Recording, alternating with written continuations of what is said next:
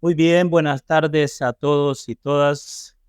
Volvemos nuevamente a nuestra acostumbrada reunión de estudio, llevando la continuidad del libro de La Gran Rebelión del venerable maestro Samael Aun Weor. En esta ocasión abordaremos el tema de inquietudes y por ser un término, un elemento presente en todo el libro, eh, tenemos que siempre recurrir a la necesidad de la observación de sí mismo, con la idea de autoconocernos. En la clase anterior iniciábamos también con este proceso del descenso de la humanidad o nuestro descenso a la región tridimensional del planeta Tierra, aquí donde desarrollamos nosotros nuestra vida. ¿Y con qué objeto nos descendieron, dijeron? Nos enviaron a esta región. Una región en la cual definitivamente quedamos programados para tomar las sombras como verdades, las fantasías como verdades, las ilusiones como la realidad. Y eso es pues la historia de este mundo y de esta humanidad. Definitivamente la gran tarea es que en medio de esta condición nosotros debemos conocer la verdad, para que la verdad nos lleve hacia conocer la libertad plena. Por eso nos dice el venerable que conocer la verdad es indispensable para salirnos del samsara. Samsara es la palabra sánscrita que define a este mundo de fantasía, este mundo de ilusión, en el cual nosotros desarrollamos todos nuestros sueños, nuestras ilusiones. Dice, y recuperar nuestra condición humana, volver al hogar celestial de nuestro Padre, Madre. Recuperar la condición humana se logra cuando nosotros nos elevamos más allá de la quinta iniciación de misterios mayores. Es decir, cuando el iniciado se convierte en un hombre causal, entonces tiene el alma humana del ser encarnado dentro de sí mismo, mientras no somos ni siquiera humanos. Por eso el venerable maestro nos llama humanoides. La vida en sus procesos, como decíamos en la clase anterior, nos deja, después de la caída, nos deja hasta ahí, en la rueda del destino, hasta el estado de humanoide, con la conciencia dormida, condicionada por la ilusión, y eso es lo que pasamos nosotros bien. Vamos a desarrollar el tema de la inquietud, que quiero que le pongan atención, porque el maestro aborda esto del sueño de muchas formas. La mente queda dividida por el proceso de la opción, por la elección conceptual, condicionada por los sentidos y el cerebro, una mente llena de preconceptos, prejuicios y temores. Y nosotros, es bien interesante cuando él dice el proceso deprimente de la opción. Quien está despierto no ve esos procesos deprimentes de la opción porque sabe perfectamente lo que tiene que hacer de instante en instante.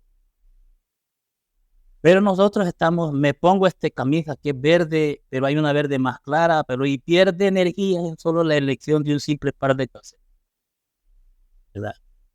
La conciencia queda atrapada entre todos los elementos subjetivos de percepción, que es el ego, elementos subjetivos de percepción.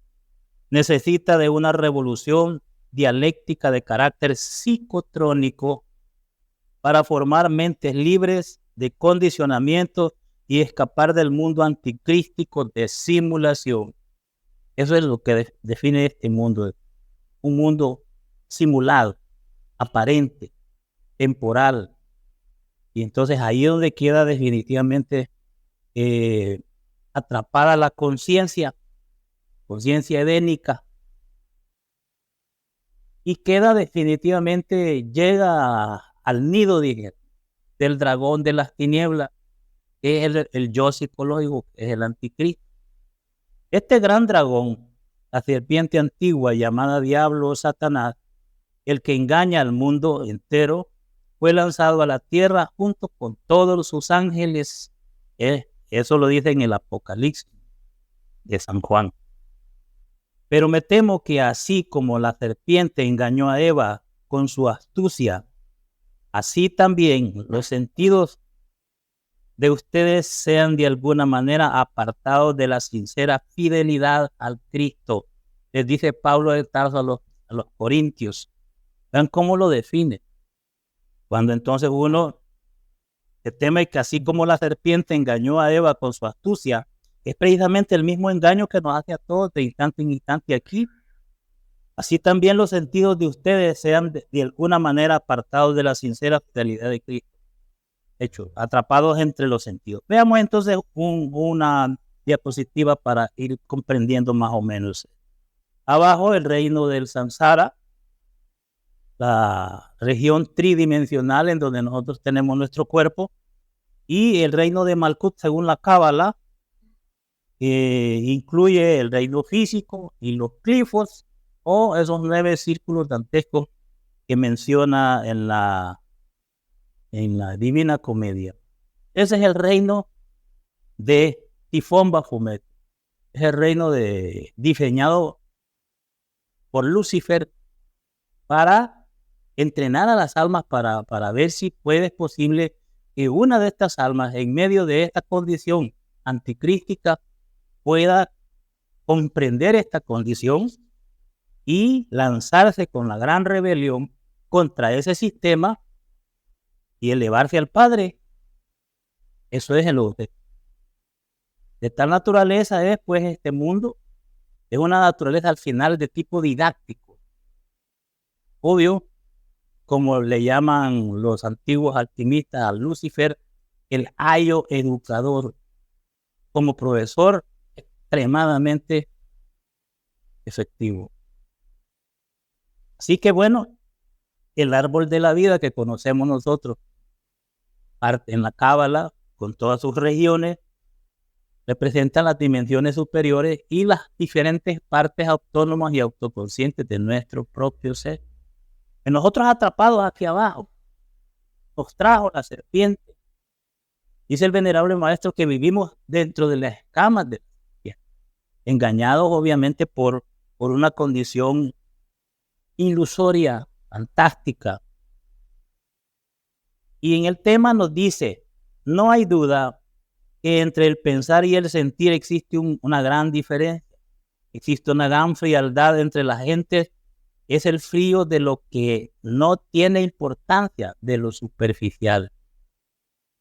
Dije, creen las multitudes que importante es lo que no es importante.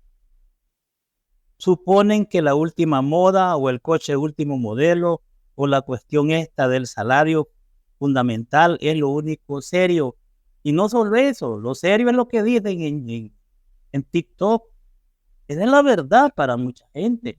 ¿Dónde se educan los muchachos y toda la gente? En TikTok, en no sé qué, en no sé cuántas y todas las dichosas redes sociales.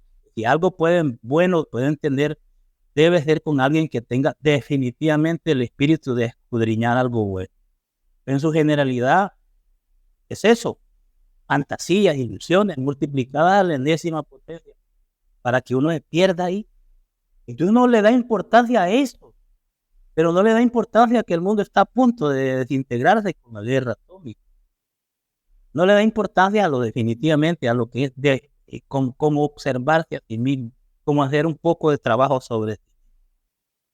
Dice, llaman serio a la crónica del día, la aventura amorosa, la vida sedentaria, la copa de licor, la carrera de caballos, la carrera de automóviles, la corrida de toros, el chismorreo, etc. Llaman serio a los clásicos, de tal partido con el otro, ¿no?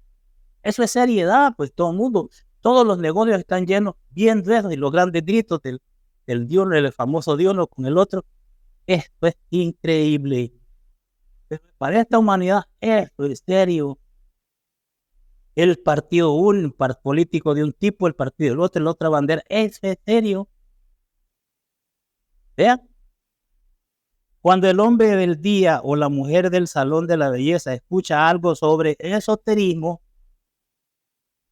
como quiera que esto no está en sus planes, ni en sus tertulias, ni en sus placeres sexuales. Responden con un no sé qué de frialdad espantosa o sencillamente retuercen la boca, levantan los hombros y se retiran con indiferencia.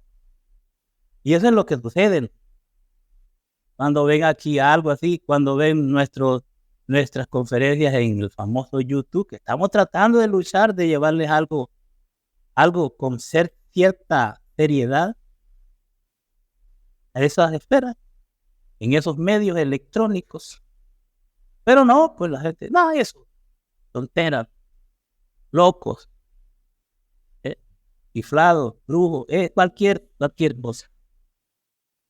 Pero le llama serio a lo otro.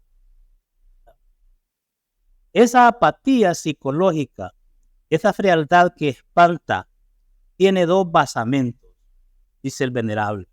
Primero, la ignorancia más tremenda, y eso es obvio. Segundo, la ausencia más absoluta de inquietudes espirituales. Porque uno tiene ahí una punzadita en su corazón y esto, sí, escucha algo y le pone cierta atención o cierta inquietud. Pero sucede lo de otro. Sucede. Falta un contacto, un choque eléctrico. Nadie lo dio en la tienda, tampoco entre lo que se creía serio, ni mucho menos en los placeres de la cama. Lo explica el venerable en su libro. Si alguien fuera capaz de darle al frío imbécil, palabras de él en su libro, o a la superficial mujercita, el choque eléctrico del momento, el chispazo del corazón, alguna reminiscencia extraña, un no sé qué demasiado íntimo, tal vez entonces todo esto sería distinto. Pero esto es lo que se intenta entonces exponer, o el instrumento que intentamos aquí siguiendo con la transmisión de estas enseñanzas, para que alguien recapacite y llegar entonces a esa chispa de inquietud que tiene en su interior. Pero de hecho choca con la indiferencia y con la espantosa ignorancia de la inmensa mayoría de ellos. Más algo desplaza a la vocecía secreta, dice el venerable, a la primera corazonada, al anhelo íntimo, posiblemente una tontería, el hermoso sombrero de alguna vitrina o aparador, el dulce exquisito de un restaurante, el encuentro de un amigo que más tarde no tiene para nosotros ninguna importancia, etc. Está describiendo cómo nos comportamos nosotros. Y como entonces a mí me dicen muchas, bueno, es que no puedo ir porque me hicieron una llamada que tengo que estar en no sé qué, alguna cosa. Más importante aquello que lo que podía recibir en una práctica de meditación, o en una práctica de segunda cámara, o en una clase de tonterías, dice, necedades que no siendo trascendentales sí tienen fuerza en un instante dado como para apagar la primera inquietud espiritual, el íntimo anhelo, la insignificante chispa de luz, la corazonada que sin saber por qué nos inquietó por un momento. Y hay momentos en que digo, ahora voy a hacer la prueba y me voy a levantar y voy a practicar, y que no sé qué dice esa inquietud, tienes inquietud. Pues a la hora de llegar, no, ya tengo sueño. No se levanta. Y así es como pasa en el día a día con todos nosotros. Lo sigue describiendo el venerable maestro.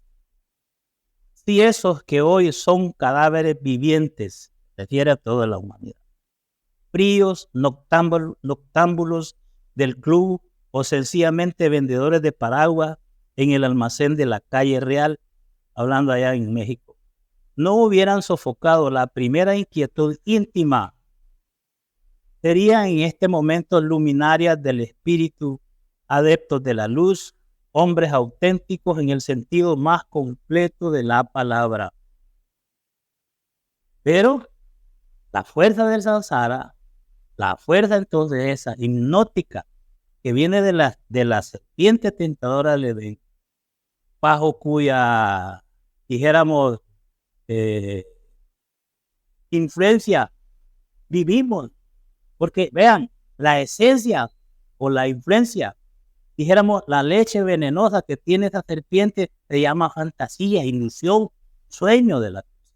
Y es donde nosotros vivimos. Y obviamente que esa serpiente, cuando uno de ustedes o cualquier adepto hace un esfuerzo por levantarse del lodo de la tierra, por escapársele, entonces lo que hace esa serpiente es emanar más fuerza hipnótica para volverlo a atrapar y ponerlo en su lugar. Y si es posible, hundirlo más. Y así es como funciona este proceso. Una batalla de instante en instante entre luz y las tinieblas que se desarrolla aquí ahora dentro de nosotros mismos y que nos aparta del camino y se hace olvidar la inquietud del estudio y se hace olvidar definitivamente aquel impulso que siente en determinado momento por hacer algo distinto. Pero bueno, poquísimos en la tierra han vencido esa fuerza y se han liberado. Eso pues obvio se han convertido en luminarios del espíritu, en Mahatmas, en maestros, grandes adeptos de la luz, sinceramente. Dice, el chispazo, la corazonada, un suspiro misterioso, un no sé qué, fue sentido alguna vez por el carnicero de la esquina, por el engrasador de calzado, o por el doctor de primera magnitud, mas no todo fue en vano. Las necedades de la personalidad siempre apagan el primer chispazo de luz. Después prosigue el frío de la más espantosa indiferencia.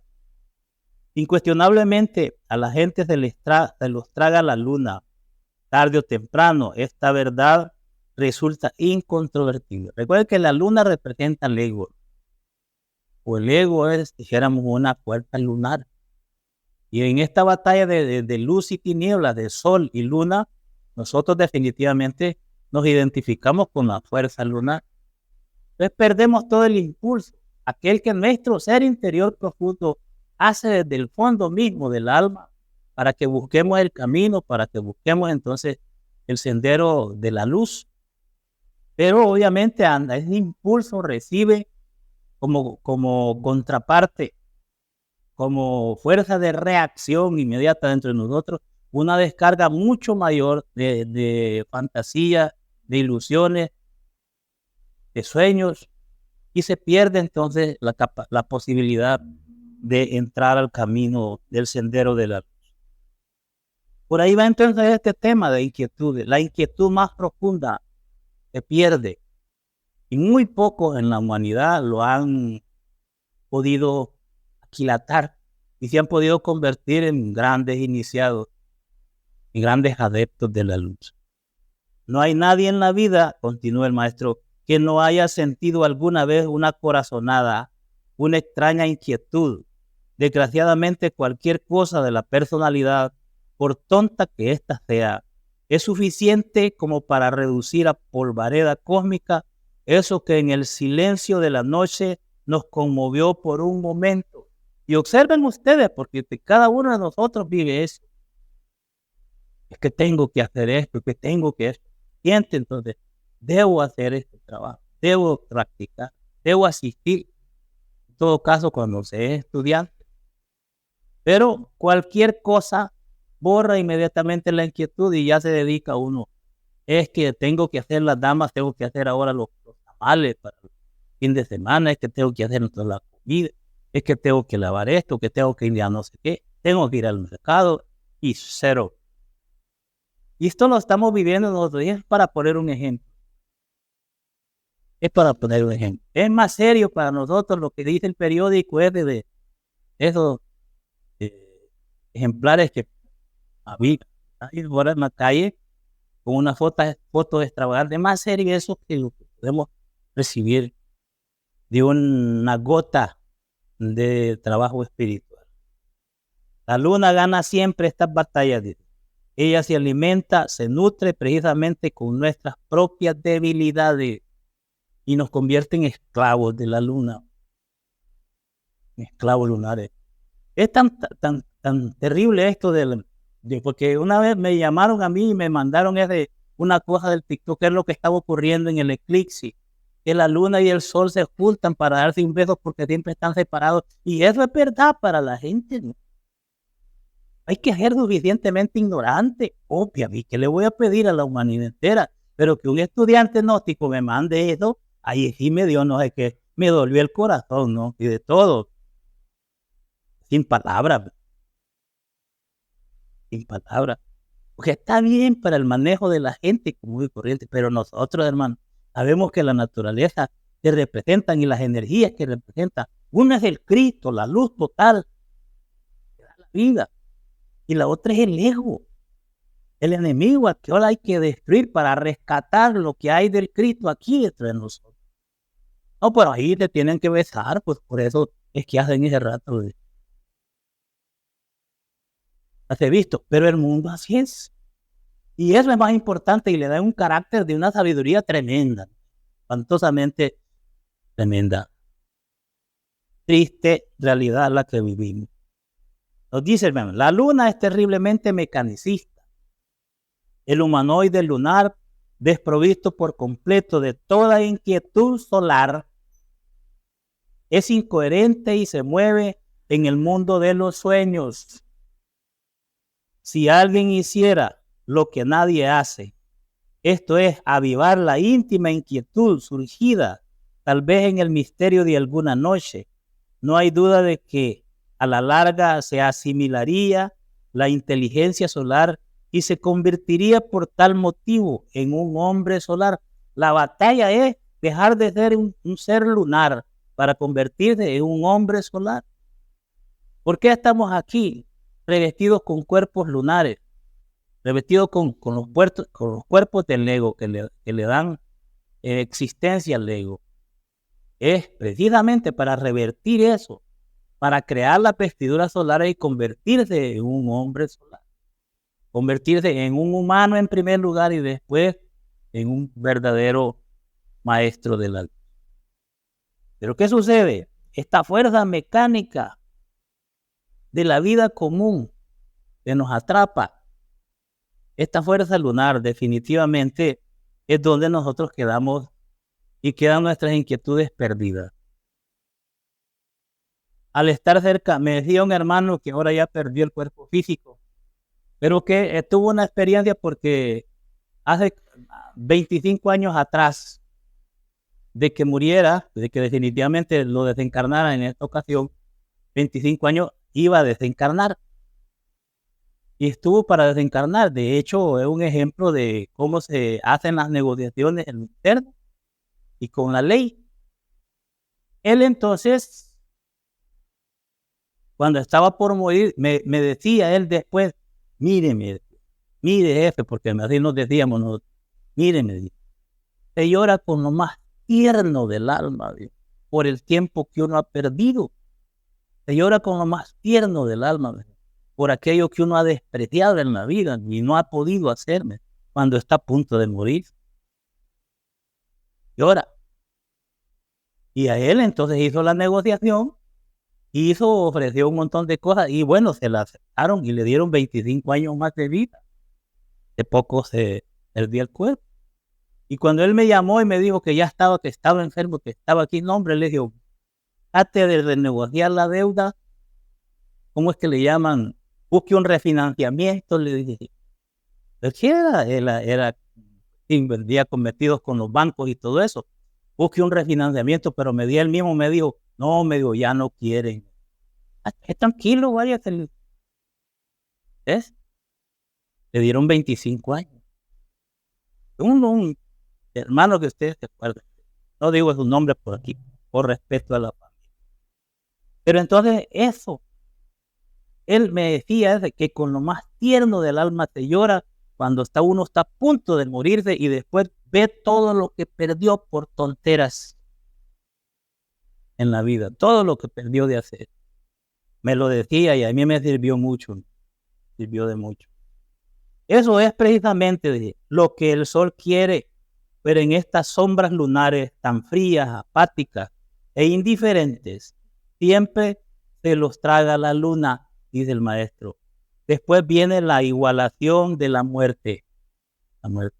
Y nosotros vivimos en la esfera lunar. Nacimos con una luna y una luna nos lleva. De aquí nos quitan el cuerpo. De la muerte igual a todo.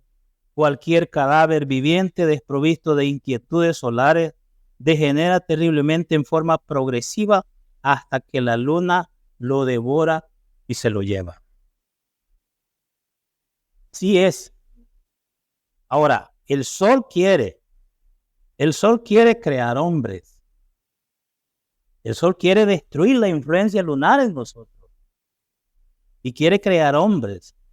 Está haciendo ese ensayo en el laboratorio de la naturaleza, nos explica. Desgraciadamente, tal experimento no le ha dado buenos resultados. La luna se traga a la gente, dice en ese tema. Los invito a que lo lean. Y no le habían puesto atención a este tema. Sin embargo, esto que estamos diciendo no le interesa a nadie, mucho menos a los ignorantes ilustrados. Ellos se sienten la mamá de los pollitos o el papá de Tarzán. Así hablaba el maestro para que le diéramos. La gente que llevan de sabiondo, los que tienen un gran proceso intelectual, los que buscan el montón de opciones. Entonces, no le van a poner atención a esto. Están tan identificados con la fuerza lunar o tragados por la luna que nunca van a ver el sendero del sol. El sol ha depositado dentro de las glándulas sexuales del animal intelectual, equivocadamente llamado hombre, ciertos gérmenes solares que convenientemente desarrollados podrían transformarlos en hombres auténticos. Vean esto, bien interesante, porque repetir solo esto de equivocadamente llamado hombre es bien mecánico. Pero un hombre de verdad, si yo fuera hombre, en este instante podría desatar un terremoto y podría pararlo. Podría hacer explotar los volcanes que quiera y podría pararlo. Podría caminar sobre las aguas y despertar una tempestad y podría detenerla. Porque un hombre es el rey de la naturaleza. Porque el hombre es el hijo del Padre, es el hijo de Dios, que tiene todo el poder de gobernar los 4 elementos de la naturaleza y mucho más. Todas las bestias, así lo habla en el Génesis, para que se señoree sobre todas las bestias del campo, por todo, y ahí hablan, ¿no? Pero uno que va, no tiene dominio ni sobre sí mismo. Entonces somos animales intelectuales, en apariencia parecidos físicamente a lo que puede ser un hombre, pero psicológicamente y energéticamente nada que ver. Nada que ver. Entonces, empero, dice, el experimento solar resulta espantosamente difícil debido precisamente al frío lunar. ¿Y qué hay entonces depositado en los gérmenes, en la gónadas sexuales de cada ser humano? Está definitivamente la energía solar ahí, que debidamente trabajada de acuerdo a la ciencia transmutatoria de Yesod, como dicen los cabalistas, va creando entonces un receptáculo ideal de energía solar que pueda albergar a ese sol íntimo, que es el Cristo íntimo, para que se encarne en la humana personalidad. Eso es diferente a un frío cuerpo lunar. El sol, pues, es la antítesis de la energía del sol, la antítesis de la luna. Esta humanidad definitivamente queda bajo la influencia lunar, mecánica lunar, con la caída del Edén. Hay 2 tipos de humanidad: una humanidad mecánica lunar y una humanidad solar trascendida, autoconsciente. Eso es hacia donde se debería caminar. Eso es lo importante, de verdad importante. La gente no quiere cooperar con el sol y por tal motivo a la larga los gérmenes solares involucionan, degeneran y se pierden lamentablemente, nos dice el venerable. La clavícula maestra de la obra del sol está en la disolución de los elementos indeseables que llevamos dentro. Cuando una raza humana pierde todo interés por las ideas solares. El sol la destruye porque no le sirve ya para su experimento. Y debo decir que ya hemos hablado sobre este tema en varias conferencias anteriores. Nosotros y la Tierra en sí, esta humanidad, está precisamente, desarrolla la vida como un experimento de los dioses solares. ¿Con qué objeto? Con el objeto de extraer de esta condición adversa, de esta condición de vida completamente anticrística, extraer lo más valioso de las almas, las almas más rebeldes que se venzan a sí mismos, que venzan el programa, que venzan todo lo que se le ha puesto encima y se levanten de lo de la tierra y se conviertan en gobernadores de la naturaleza. Eso es lo que quiere. Es los dioses que se levantan de la tierra, son venerados y saludados con muchísimo respeto en cualquier nivel de la conciencia cósmica. Y un maestro dice, yo me levanté del lodo de la tierra y todo el mundo le hace una venia. Porque salve a los dioses que se levantan del lodo de la tierra. Esos que logran levantarse del lodo de la tierra, no cualquiera se levanta de este lodo. No cualquiera. Porque se convierten, los quieren, ¿para qué los quieren? Para cosmocratores. Porque tienen entonces una inteligencia del tipo superior. Poderes terribles que se adquieren venciendo esta condición adversa anticrística que nos tiene atrapados a todos aquí. Para que haya inquietud espiritual, continúa, se requiere pasar al centro, el centro magnético de gravedad a la esencia. Nosotros aquí lo tenemos en la personalidad y buscamos cómo mejorar la personalidad y cómo entonces presentarse mejor con la personalidad, alimentar la personalidad. Pero la esencia no. Y por eso es que decía el Señor, ¿de qué te sirve ganar el mundo si pierdes el alma? Esa es la esencia crística, esotérica de nuestro Señor el Cristo. Veo entonces como uno dice, asocia el bienestar aquí en la tierra a la posesión de materia. Y muchas, por ejemplo, escuelas religiosas o qué sé yo, sectas, pues se buscan en sus miembros a que posean materia. Pídale a Dios más casas, pídale a Dios más carros, pídale a Dios. Hay que pedir en grande porque Dios es grande. Y pedir materia. Pues si yo pido materia, pues le pongo más carga a la lápida de la tumba de mi propia esencia. Es lo que debería de pedir. Pídale a que le dé más luz y más luz. Y ahí de las cosas de la tierra. Cuando una religión habla así, cuando alguien en una religión habla, ella va por el camino toda, pero no lo encontramos, es al revés. Y que me perdonen a mí y me tiren piedra lo que quieran. Vivir la cruda realidad. ¿Ah? Entonces, ese centro de gravedad, ¿por qué? ¿Por qué hacemos así aún en las religiones? Porque tenemos el centro de gravedad girando al revés de la personalidad, es decir, de lo físico, de la materia, y no del alma, aunque digan que lo que quieren es ya está salvado el alma, pero no trabajan por eso, trabajan por acrecentar sus cuentas, y eso es al revés. ¿A qué Cristo sirven entonces?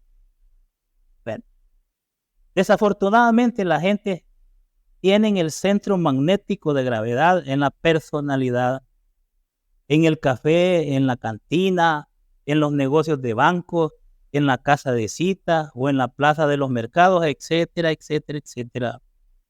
Dice, como quiera que esta raza actual se ha vuelto espantosamente lunar, terriblemente superficial y mecanicista, ya no sirve para el experimento solar, motivo más que suficiente por el cual será destruida.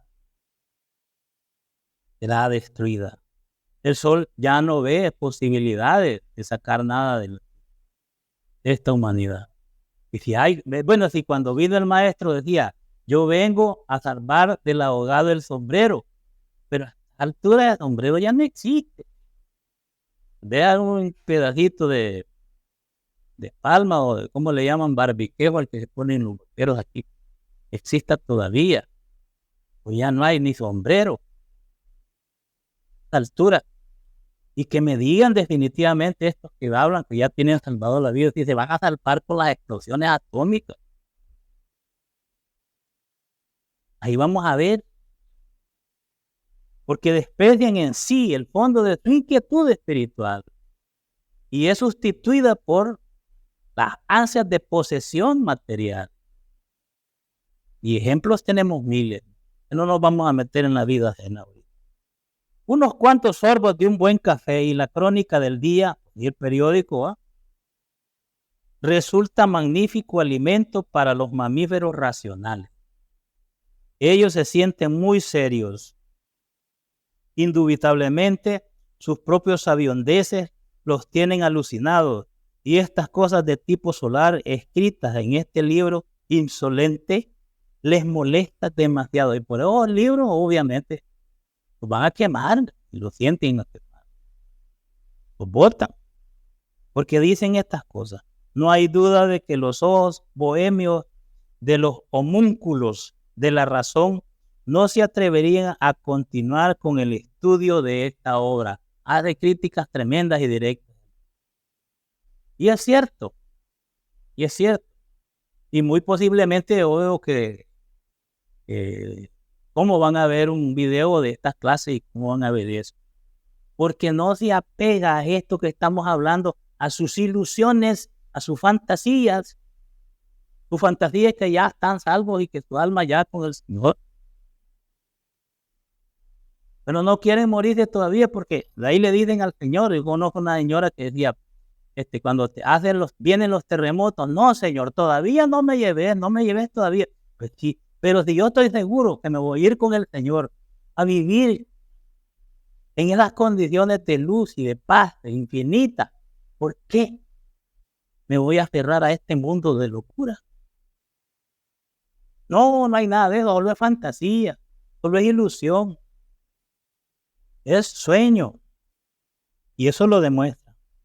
Bueno, algo hay que hacer, nosotros tenemos que hacer algo, porque para comprender y para irnos metiendo en este trabajo, necesitamos hablar y experimentar lo que en la clase anterior hablábamos siempre, y lo van a encontrar en el libro de Psicología Revolucionaria no sé cuántas decenas de veces, y en este libro también.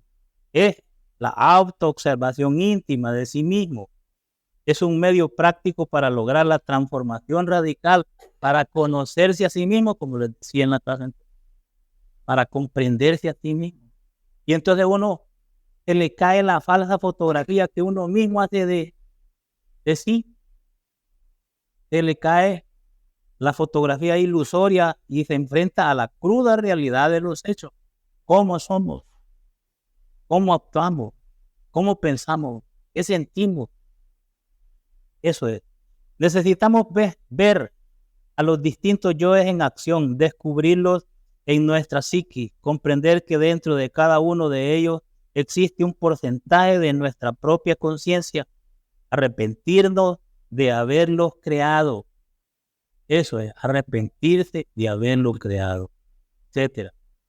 Y de tenerlo en sí, comprenderlo, y por eso necesita meterse al fondo de su propio subconsciente para ver cuánto dolor nos ha causado ese yo, cuánto dolor hemos causado por tener ese defecto, cuánto hemos hecho sufrir a los demás por tener, y cómo sería nuestra existencia sin ese defecto. Entonces vamos comprendiendo, vamos entonces penetrando en el misterio mismo de ese mundo interior. Mas para ver todo esto se necesita incuestionablemente de una atención dirigida intencionalmente hacia adentro de sí mismo, no de una atención pasiva, sino activa, dirigida hacia nuestro interior. De nuestro interior. Vean, cuando uno comienza a verse a sí mismo, siente en el fondo del alma la necesidad de redimir, de corregir, siente la necesidad de pedirle perdón a todos aquellos que uno ha hecho sufrir, porque tiene los defectos. Uno ha tratado mal porque tiene los defectos. Entonces, Eso lo cuestiona de instante en instante a uno mismo. Eso pues lo pone en cierta condición de poder corregir de alguna manera, porque sentir el pesar y la vergüenza de ser el causante de mucho dolor. No quedarse hasta ahí, porque hay que penetrar más adentro. La atención dinámica proviene realmente del lado observante, mientras que los pensamientos y las emociones pertenecen al lado observado, lado lunar. La atención dinámica viene del lado del sol, de la conciencia que es solar, y todo lo observado es precisamente la influencia lunar. Así pues, conocer y observar son diferentes. Muchos confunden la observación de sí con el conocer. Se conoce que estamos sentados en una silla, en una sala, mas esto no significa que estemos observando la silla y todo el contorno. Conocemos que en un instante dado nos encontramos en un estado negativo, tal vez con algún problema o preocupados por este o aquel asunto, en estado de desasosiego o incertidumbre, etc. Pero esto no significa que lo estemos observando, que lo estemos comprendiendo a fondo. Que es el dualismo entonces de la existencia misma. Es famoso yin y yang de todas las cosas. Se necesita entonces la meditación profunda en ese para comprender el qué origina esos estados y cuál es la raíz de esos estados. Nos pone ejemplos. ¿Siente usted antipatía por alguien? ¿Le cae mal cierta persona? ¿Por qué? Y cada uno dice, cada uno entonces debe ser de cuestionar. Dirá que conoce a esta persona, por favor, obsérvela. Conocer nunca es observar. No confunda el conocer con observar. La observación de sí, que es el 100% activa, es un medio de cambio para sí, mientras el conocer, que es pasivo, no lo es. Es decir, uno ve a los demás y reacciona. Mire, yo les puedo contar, porque me gusta de alguna manera ser bien sincero. Había un hermano hace años, ¿no?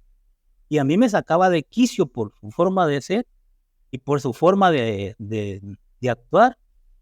Aragán, no ayudaba en nada. Él se sentaba y a la hora de repartir los refrigerios era el primero a estar en la fila. Y obviamente me caía a mí, me chocaba. Y entonces, pero yo al principio mecánicamente sentía esa aversión y de alguna manera se lo increpaba así como está haciendo este. Pero poco a poco, cuando iba estudiando esta parte, que si yo lo que siento contra este es algo que yo llevo adentro. Y yo soy así en el fondo de mi psique. Aragán, y que me gusta que me estén dando en la boca todas las cosas sin hacer mucho. Entonces empecé mejor, en primer lugar, a acercarme un poco más.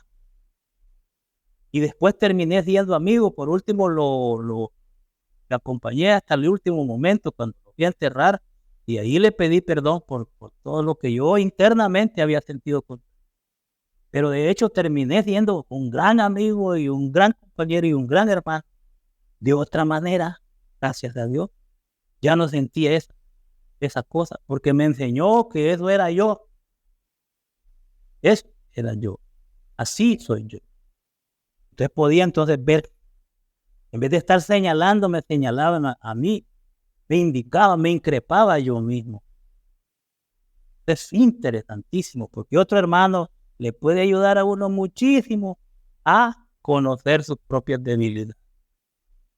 Ciertamente, conocer no es un acto de atención dirigida hacia adentro de uno mismo, hacia lo que está sucediendo en nuestro interior. Sí es algo positivo, activo.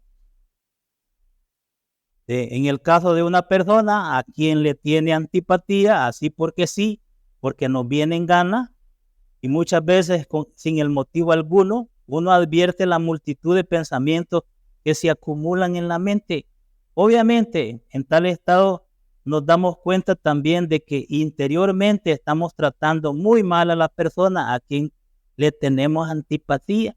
Muy mal, muy mal. Y eso es obvio, que lo trata mal y le desea mal. Yo me reflexiono porque, bueno, no he sido eh, el mejor, ¿cómo le dicen? La monadito de oro dentro del movimiento gnóstico, pues, y todas aquellas multitudes que me han gritado y todo eso, observaran a sí mismos y me vieran a mí como aquello que ellos más tienen dentro, hombre, qué bueno, pues, excelente, ya tuviéramos bastante trabajo, tío.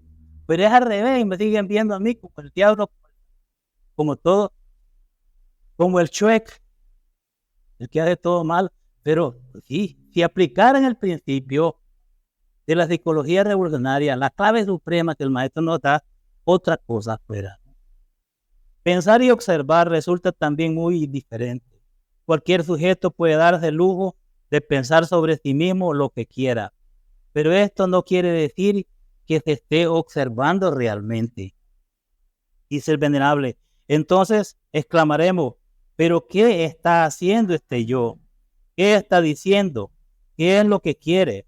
¿Por qué me atormenta con su lujuria, con su ira, etcétera, etcétera? Todo esto nos hace comprender que el conocer a algo completamente pasivo y mecánico, en contraste evidente de la observación de sí, es un acto consciente.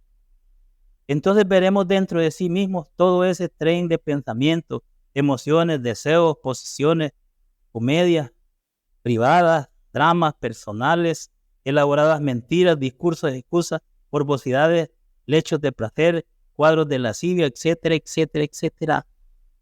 Nos explica el venerable. Solo entonces haciendo el proceso íntimo de conocimiento y observación activa y atención dirigida hacia nuestro interior, vamos a ir descubriendo esto, en lo cual estamos hablando en esta ocasión. Muchas veces, antes de dormirnos, en el preciso instante de la transición entre vigilia y sueño, sentimos dentro de nuestra propia mente distintas voces que hablan entre sí. Son los distintos yoes que deben romper en tales momentos toda la conexión con los distintos centros de nuestra máquina orgánica, a fin de sumergirse luego en el mundo molecular o en la quinta dimensión. Y ese es el fenómeno que nosotros realizamos de manera inconsciente siempre. ¿Por qué cuando buscamos la meditación? ¿Por qué es necesario como primer paso en la meditación relajar completamente el cuerpo? Para que se dé ese desprendimiento. Lo que nosotros necesitamos es quitarle al ego, a la parte lunar dentro de nosotros mismos, arrebatarle el control del cuerpo físico. Una vez el ego sale, entonces venimos nosotros con el proceso de observación, con el silencio profundo de la mente, a poder llegar a alcanzar ese estado de no pensamiento para trascenderlo y entonces activar los valores de la conciencia, abrir la mente interior y experimentar eso que los venerables maestros le llaman la iluminación o el despertar del Buddhata. Y ese debería ser el triunfo de la inquietud esa que nuestro ser pone en nuestro corazón. Si no se le ha tirado, entonces ha sido derrotado por todas las vanas cosas de este mundo que nos tienen tan atrapados. Cosas de los sentidos, las cosas de la personalidad, el sueño profundo a lo que nosotros le damos importancia. Cosas del mundo, cualquier cosita del diario vivir. Y apartamos entonces hasta de desoír, hasta dejar de escuchar, poder sentir aquella inquietud que surge dentro de nuestra alma. Y esto no estoy refiriéndome únicamente que, bueno, vinieron a una clase en el movimiento gnóstico. No, la inquietud puede ser, vaya a la iglesia. Y si tengo tantos tiempos de no ir a una misa, voy a ir a la catedral para ver si han hecho algo nuevo, aunque sea por curiosidad. Esa es una inquietud, pero al final dije, no, ya me voy a ir a ver el partido de fútbol, o voy a ir a la playa, o voy a ir a una excursión, y ahí se murió la inquietud. Yo no estoy hablando solo de cosas, no, voy a ir a una práctica de meditación, o voy a practicar. Es igual, igual a cada uno en su nivel de ser, cada uno en una iglesia evangélica. Hoy voy a ir al culto, tengo días de no ir y entonces puedo ir perdiendo. Y es que el que va a Alcohólicos Anónimos, entonces tengo que ir a la reunión. Pero dije, no, hombre, que ahí voy. Entonces por eso dicen en los alcohólicos, si falta la reunión donde preguntas por qué te caes. Dicen ahí, interesante. Y es obvio, lo mismo le pasa a cualquiera. Deja la inquietud de corregirse, de generar el antivicio definitivamente dentro de uno mismo.